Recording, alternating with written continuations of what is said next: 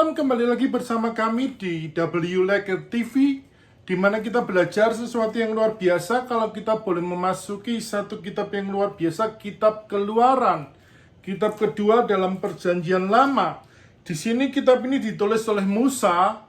Dia menggambarkan sesuatu yang luar biasa dengan tema satu penebusan, di mana Keluaran melanjutkan kisah yang dimuliakan dalam Kejadian. Judul kitab ini diambil dari kata Yunani yaitu Exodus, di mana kita boleh belajar sesuatu yang luar biasa dalam kitab ini untuk kita terapkan dalam kehidupan kita, untuk kita bisa makin maju, makin setia membaca firman Tuhan, untuk kita bisa dikuatkan. Biar melalui kitab Keluaran kita boleh mengalami satu terobosan besar, berkat Tuhan besar dalam kehidupan kita. Tuhan Yesus memberkati. Selamat membaca kitab Keluaran.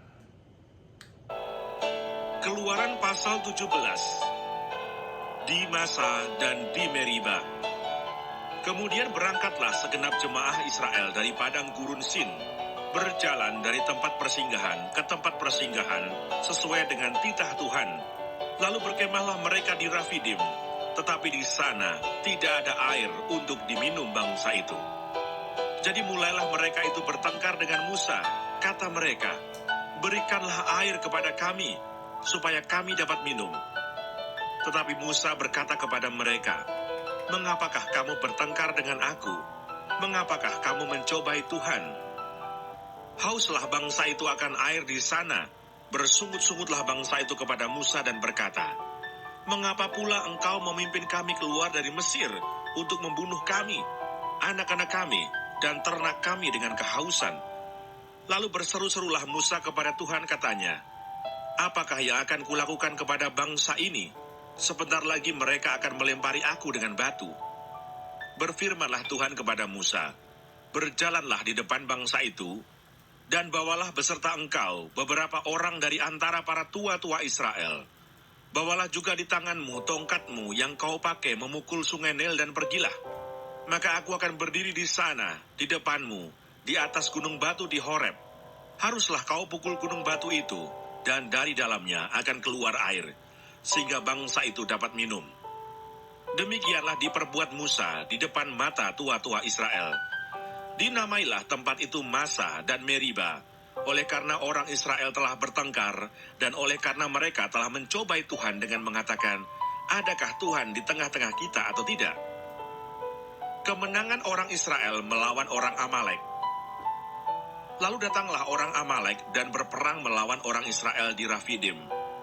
Musa berkata kepada Yosua, "Pilihlah orang-orang bagi kita, lalu keluarlah berperang melawan orang Amalek. Besok aku akan berdiri di puncak bukit itu dengan memegang tongkat Allah di tanganku." Lalu Yosua melakukan seperti yang dikatakan Musa kepadanya dan berperang melawan orang Amalek. Tetapi Musa, Harun, dan Hur telah naik ke puncak bukit. Dan terjadilah, apabila Musa mengangkat tangannya, lebih kuatlah Israel. Tetapi apabila ia menurunkan tangannya, lebih kuatlah Amalek. Maka penatlah tangan Musa.